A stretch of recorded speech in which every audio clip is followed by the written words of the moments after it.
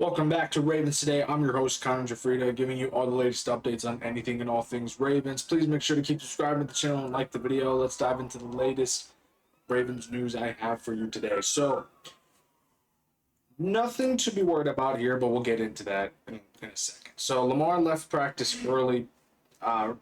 He left about 40 minutes early with the strength and conditioning coach, Scott Elliott, and some team doctors as well.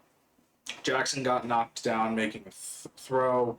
He stayed in for a few more plays, but appeared to be flexing his wrist out.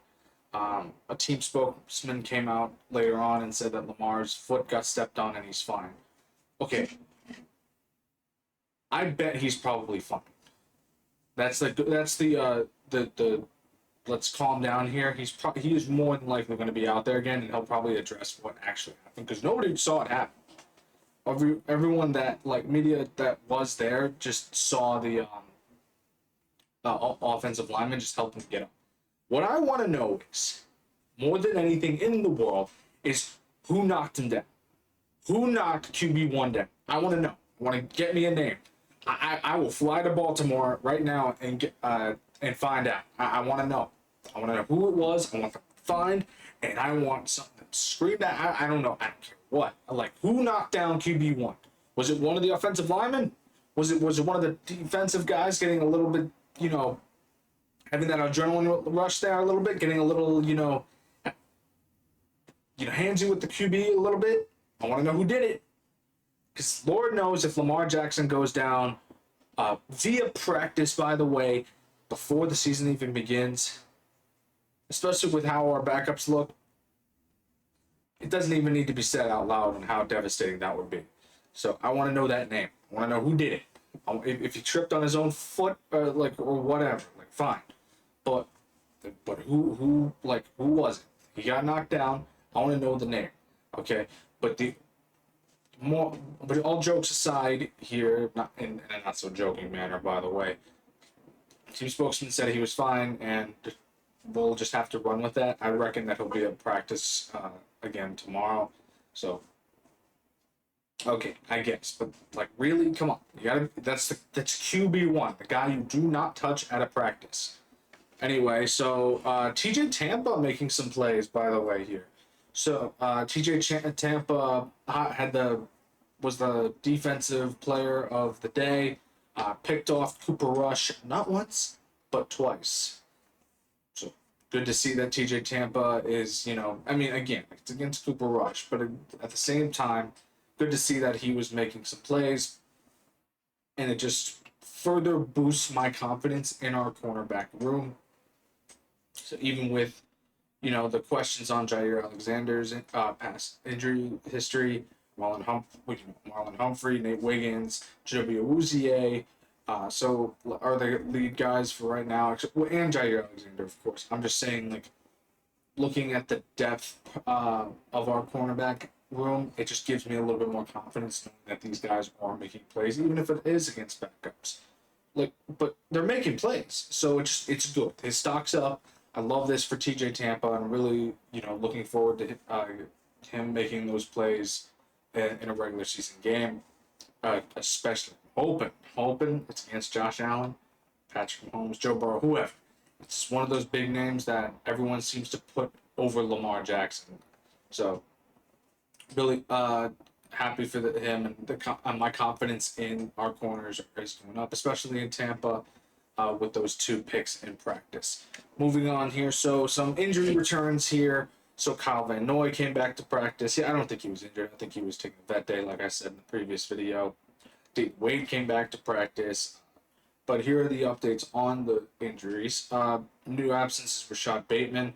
I don't think he was injured. I think he's taking a rest day, just precautionary thing.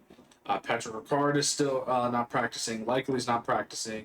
Adiza Isaac, who I mentioned in the previous video, was getting surgery.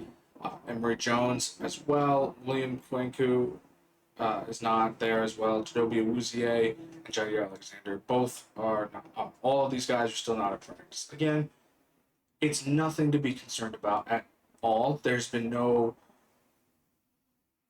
I wouldn't say it's at all. Excuse me.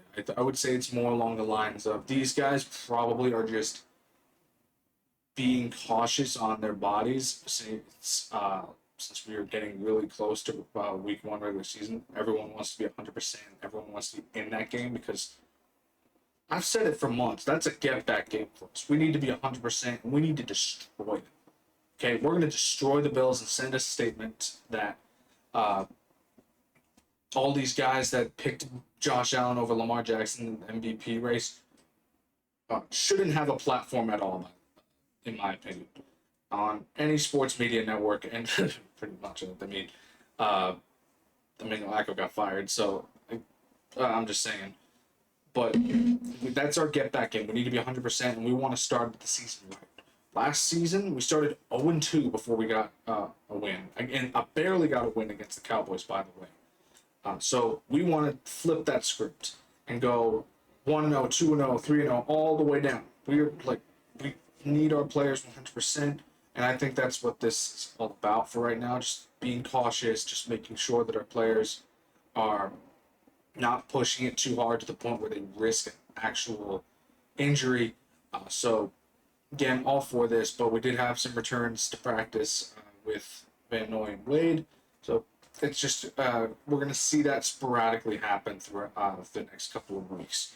Lastly here, so Ravens worked out punter Matthew Haybell, who was an undrafted punter picked up by the Saints last season, and took all of the snaps for the punt for the special teams punting unit for them, and then was cut later in the 2025 year, and then worked out by the Ravens. I'm not exactly sure what the end game of that is. Maybe we're looking for a guy to replace Jordan Stout, but I don't see that happening at all. Ravens are invested in Jordan Stout, and Jordan Stout's been a punter. I will say he is no Sam Cook, but he's better than nothing. But it's kind of weird that the Ravens work him out. I guess they were just trying to see if he could add to the special teams in some way. I don't know. It's just a weird sign or a weird workout for me. It's not something that we should really be looking at. We should be looking at an edge, a corner, maybe a wide receiver somewhere, or an offensive lineman. I don't know, but punting, no, it's not something that we're really concerned about. So no idea what the strategy is with working out a punter of all people, but I'm not the front office, so maybe they were just observing, and maybe it was just because hey, we could work him out, see if any other team scouts want to take a look at him and see if they need him. So, or because I don't know, maybe the Ravens could say, okay, here you go. He worked out with us, he did well with us. You guys need a punter, so here. Don't get that strategy, but because no mercy, Cobra Kai. Don't give anyone any leverage, but okay, I get cool. I hope all the best for Hayball, and hopefully he lands on a team that does need him. Thank you for tuning in to Ravens Today. I'm your host, Connor Gioffreda. Again, subscribe to the channel, like the video. I will catch you all later.